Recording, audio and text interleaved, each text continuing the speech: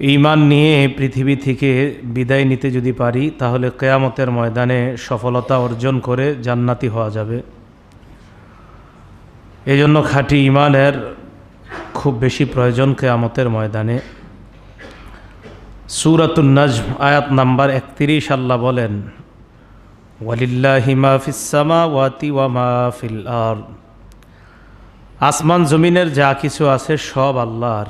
লিয়াজজিয়াল্লাযীনা আসাউ বিমা আমিলু, এখানে যারা খারাপ কাজ করবে তাদেরকে আল্লাহ এই খারাপ কাজের প্রতিফল দিবে। ওয়াজজিয়াল্লাযীনা আহসানু বিল হুসনা, যারা ভালো কাজ করবে তাদেরকে আল্লাহ পুরস্কার দান করবেন। আসমান জমিনের সব এখানে আমাদেরকে আল্লাহ পাঠিয়েছেন। খারাপ কাজ করলে এটারও প্রতিফল দিবেন, ভালো কাজ করলে এটার পুরস্কার দিবেন কিয়ামতের ময়দানে। তো এই জন্য কিয়ামতের ময়দানটা খুব ভয়ঙ্কর একটা ব্যাপার হবে। আল্লাহ পাক রব্বুল আলামিন সূরা হজের 1 নম্বর আয়াতে আল্লাহ বলেন, ইয়া আইয়ুহান নাসুত্তাকু রাব্বাকুম ইন্না জালজালাতাস সাআতি শাইউন আযীম, হে মানুষ তোমরা তোমাদের রবকে ভয় করো। ইন্না জালজালাতাস সাআতি শাইউন আযীম, কিয়ামতের ব্যাপারটা বড় ভয়ঙ্কর ব্যাপার।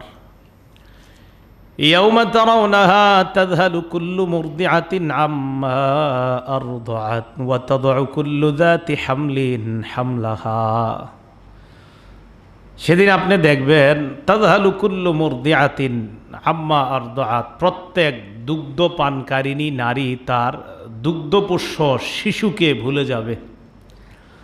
কিয়ামতের ভয়াবহতায় দুগ্ধ পানকারিণী নারী তার দুগ্ধপোষ্য শিশু, যে শিশুকে ভুলে যাবে। সাধারণত মা এটা কিন্তু ভুলে না, কিন্তু কিয়ামতের ভয়াবহতা এটা ভুলে যাবে। ওয়া তাদউ কুল্লু যাতি হামলিন হামলাহা, প্রত্যেক গর্ভধারিণী তার গর্ভস্থিত যে সন্তান এটাকে ভয়াবহতায় অটোমেটিক প্রসব করে ফেলবে। ওয়া তারান নাসা সুকারা, আপনি মানুষগুলাকে দেখলে মনে হবে মাতাল। ওয়া মা হুম বিসুকারা, আসলে তারা মাতাল না, দেখলে মনে হবে মাতাল, আসলে মাতাল না। ওয়ালাকিন্না আযাবাল্লাহি শাদীদ, কিন্তু কিয়ামতের আযাব, ওই দিনে আল্লাহর আযাবটাই বড় ভয়ঙ্কর ব্যাপার। কিয়ামতের ময়দানটার ভয়াবহতাটাই এটা আল্লাহর একটা আযাব, খুব ভয়ঙ্কর অবস্থা হবে।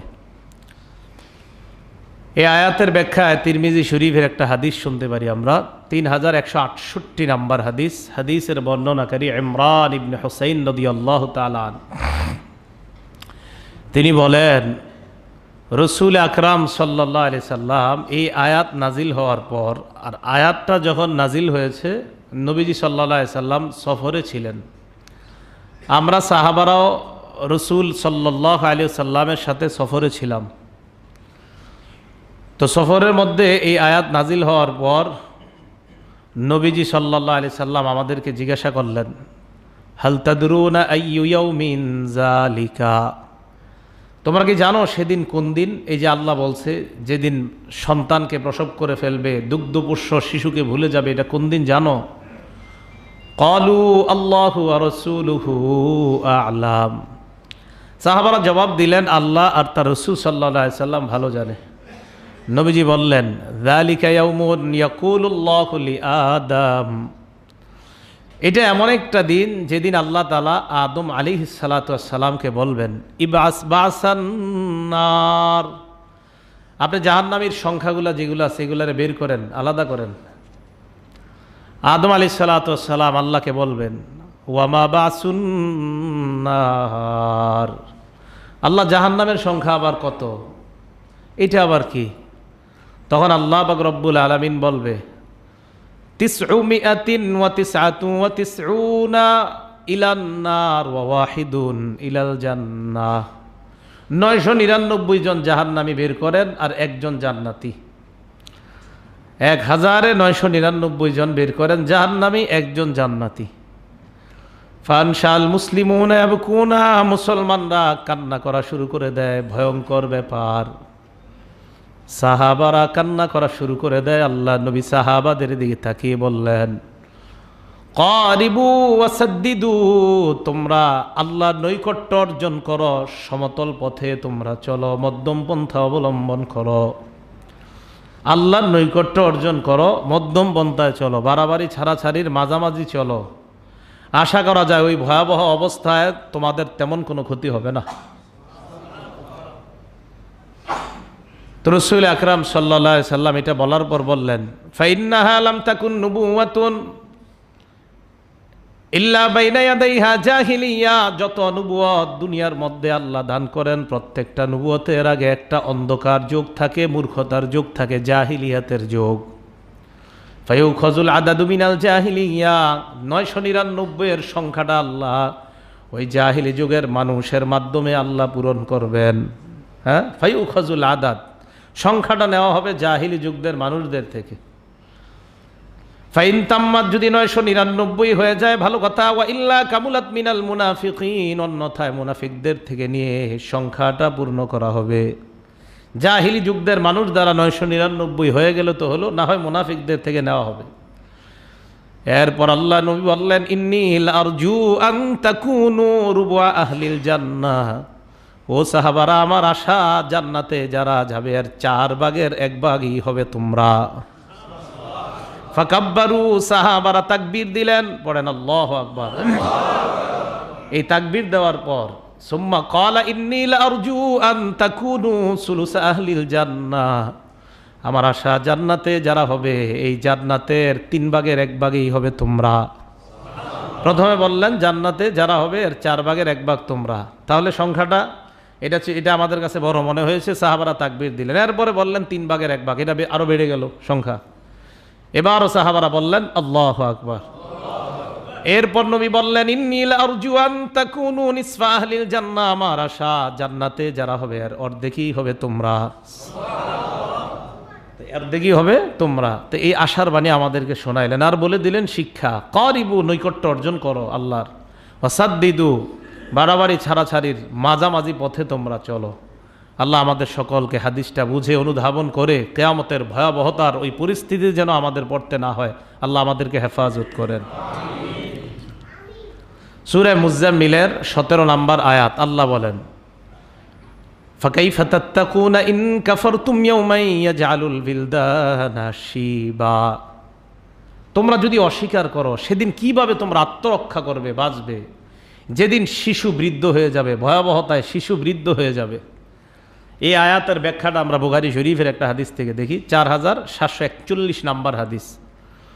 عن أبي سعيد الخدري رضي الله تعالى عنه قال قال النبي صلى الله عليه وسلم يقول الله عز وجل يوم القيامة يا آدم। নবীজি সাল্লাল্লাহু আলাইহি সাল্লাম বলেন, কিয়ামতের ময়দানে আল্লাহ আদম আলাইহিস সালাতু ওয়াস সালামকে ডাক দিবে, হে আদম। আদম আলাইহিস সালাম বলবেন, লাব্বাইক রব্বানা ওয়া সাআদাইক, আল্লাহ আমি উপস্থিত। ফায়ুনাদা বিসাউতিন, উঁচু আওয়াজে বলা হবে, আদম আলাইহিস সালাতু ওয়াস সালামকে খুব জোরে আওয়াজ দিয়ে বলা হবে, ইন্নাল্লাহা ইয়া'মুরুকা আন তুখরিজা মিন যুররিয়াতিকা বা'সান ইলান নার। আল্লাহ আপনাকে হুকুম করতেছে, আপনি আপনার বংশধর থেকে, আপনার সন্তানদের থেকে জাহান্নামীদেরকে আলাদা করেন। তো আদম আলাইহিস সালাতু ওয়াস সালাম আল্লাহকে বলবে, ওয়া মা বা'সুন নার, আল্লাহ জাহান্নামীর সংখ্যা কত?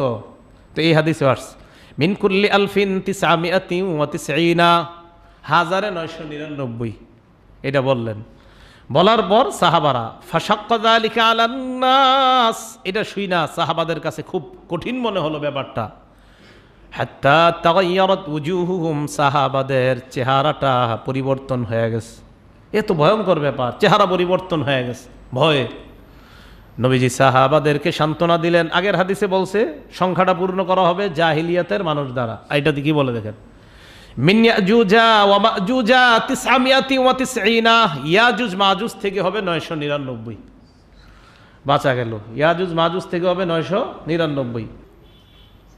মুসলিম শরীফের 2864 নম্বর হাদিস, আমাদের মাদ্রাসার পাঠ্যপুস্তক অনুযায়ী 3033টা হবে মোট হাদিস সংখ্যা।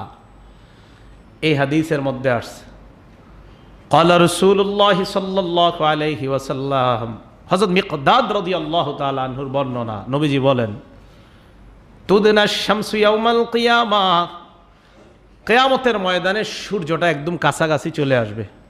মিনাল খালকি, মানুষের একদম কাছাকাছি আসবে। হাত্তা তাকুনা মিনহুম কামিকদারি মিল, মানুষের থেকে 1 মাইল দূরে থাকবে মাত্র। কয় মাইল? 1 মাইল দূরত্ব থাকবে সূর্যটা। আর এটা দুনিয়ার সূর্য এই না, এটা এর চেয়ে ভয়ঙ্কর আরো তাপ, উত্তাপ, খুব তাপ হবে এই সূর্য। তো মানুষের থেকে মাত্র 1 মাইল দূরে থাকবে। তো রাসূল আকরাম সাল্লাল্লাহু আলাইহি সাল্লাম বলেন, ফায়াকুনুন নাসু আলা কদরি আমালিহিম ফিল আরাক, মানুষ তার আমল অনুযায়ী ঘামের মধ্যে থাকবে। আমল যেই পরিমাণ, সেই পরিমাণ শরীর থেকে ঘাম বের হবে। এই জায়গায় আমল দ্বারা উদ্দেশ্য, গুনাহ যেই পরিমাণ ওই পরিমাণ ঘাম বের হবে। গুনাহ যেই পরিমাণ ওই পরিমাণ ঘাম বের হবে। নবীজি বলেন, ফামিনহুম মাইয়াকুনু ইলা কাবাই, কারো ঘাম হবে পায়ের টাকনু পরিমাণ। ওয়া মিনহুম মাইয়াকুনু ইলা রুকবাতাই, কারো ঘাম হবে তার হাঁটু পরিমাণ। ওয়া মিনহুম মাইয়াকুনু ইলা হিকওয়াই, কারো ঘাম হবে তার কোমর পরিমাণ।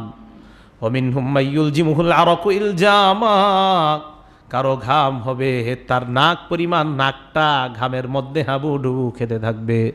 নাক, হ্যাঁ, রাসূল সাল্লাল্লাহু আলাইহি ওয়াসাল্লাম হাত দিয়ে দেখাই দিছে, এইভাবে দেখাই দিছে যে নাক নাক নাক ডুবে যাবে, ডুবে যাবে। তো এইভাবে ঘামের মধ্যে সাঁতার কাটতে থাকবে কিয়ামতের ময়দানে মানুষ। খুব ভয়ঙ্কর পরিস্থিতি হবে।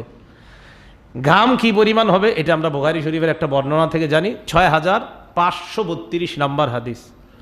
عن أبي هريرة رضي الله تعالى عنه قال قال رسول الله صلى الله عليه وسلم, আবু হুরায়রা রাদিয়াল্লাহু তাআলা আনহুর বর্ণনা, আল্লাহ রাসূল সাল্লাল্লাহু আলাইহি ওয়াসাল্লাম ইরশাদ করেন, ইয়ারাকুন নাস ইয়াউমাল কিয়ামা, কিয়ামতের ময়দানে মানুষ ঘামিয়ে যাবে, ঘর্মাক্ত হবে।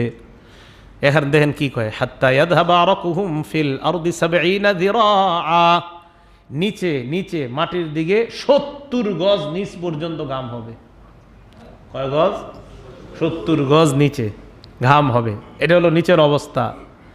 এরপরে কি কয় নবী সাল্লাল্লাহু আলাইহি সাল্লাম, ওয়ায়ুলজিমুহুল আরাক হাত্তা ইয়াবলুগা আযানাহুম, ঘাম মানুষকে এমনভাবে ঢাকবে, আগে বললো নাক, আর এটাতে নবীজি বলেন বুখারীর বর্ণনা, কান পর্যন্ত ঘামের নিচে থাকবে। এত ভয়ঙ্কর পরিস্থিতি হবে, নিচে ঘাম, কান পর্যন্ত ঘাম হাবুডুবু খেতে থাকবে ঘামের মধ্যে কিয়ামতের ময়দানে। এই হলো কিয়ামতের ময়দানের ভয়াবহতা।